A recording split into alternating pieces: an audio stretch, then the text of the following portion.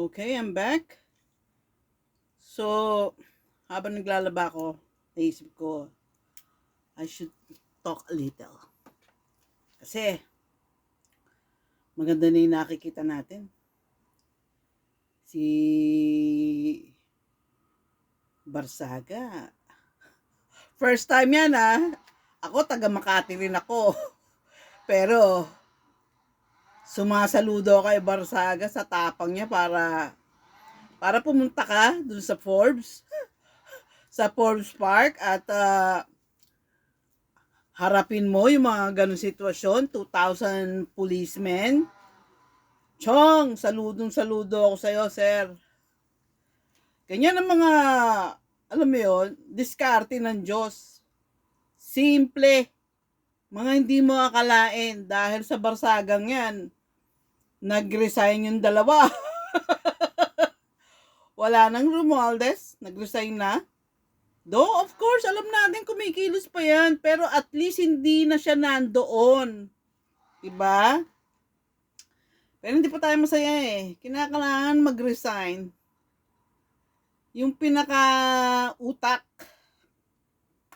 si Junior. Meron nga akong comment doon sa nabasa ko. Sabi ko, kamalas Namana niya sa tatay niya, sa jeans. I mean, ang lakas talaga ng jeans. Namana niya pati yung pagnanakaw. Pero pag pinag-aralan mo talaga mystical theology, yung mga 7 capital sins, you want the truth, napapasa yun. Kaya nga kung may inggit ka, iyakan mo yun para hindi tumawid sa anak mo.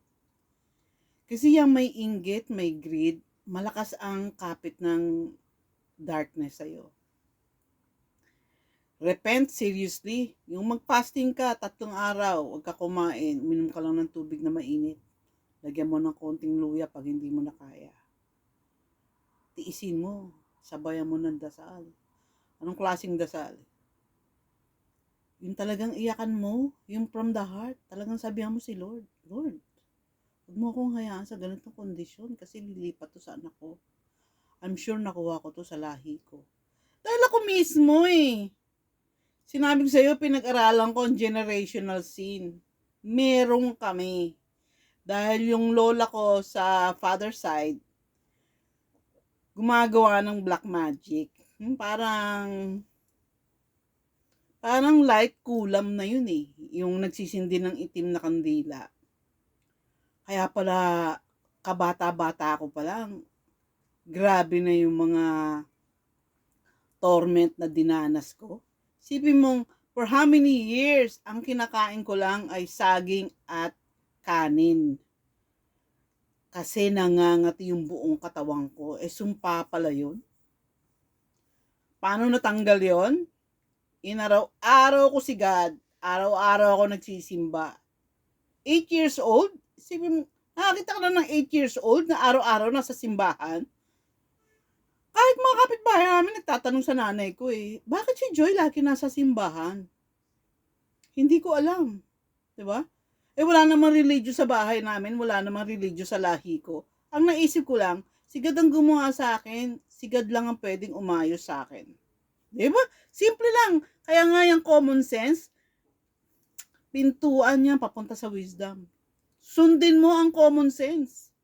Hindi po, alam mo pala kung sino gumawa sa iyo Hindi si Satanas, hindi magulang mo. Magulang mo binigay lang sa iyo katawan. Pero yung espiritu mo, yung kaluluwa mo, sa Diyos galing yan. So sino ang pwedeng umayos sa iyo? Kung meron kang generational curses na namana. Di ba si God? Luhuran mo, iyakan mo. Kasi si Jesus binayaran na lahat yan Pag hindi mo yan kinlaim, parang yan, parang tulong ng gobyerno. Ito mo naman ako, nagpa-opera ako sa breast ko. Magkano binayad ko sa PGH? Wala! Pinabili lang nila ako nung sterilizer, 17 pesos yata ginastos ko doon. Yung kulay brown na sterilizer, I forgot the name. At saka yung blade. Kaya sabi ko sa'yo, dinanas ko kung ano yung feeling ng mahirap. Kasi pag sa PGH ka nagpagamot, Alas 4 na madaling araw, nakapila ka dun ha. At hindi mo pwedeng iwan yung pila mo kahit iinghihi ka na. Kasi, hindi ka na pwedeng bumalik. Hindi ka papayagan ng mga nakapila. So, tinitiis ko yun. Meron lang akong 2 itlog na nilaga sa bulsa ko. Na pag nagutom ako, yun, kakainin ko yun. Gosh, I went through a lot. Dinanas ko ang maraming pera at dinanas ko ang walang pera. Kaya alam ko sinasabi ko dito. Ngayon, kung ayaw mong pumunta sa kalye at sumigaw ng resign, Marcos, ipagdasal mo bansa natin. Nasa Canada ako pero pinagdadasal ko. Lalong-lalo na si Barsaga para yung Grace, patibayin siya. Kasi bihira ka makakita ng kabataang ibibigay yung sarili. Kita mo naman ang banat kay Corina Sanchez dun sa interview. Mamatay naman tayong lahat eh. Mabuti nang mamatay ako nang may dahilan, na may purpose, na may meaning.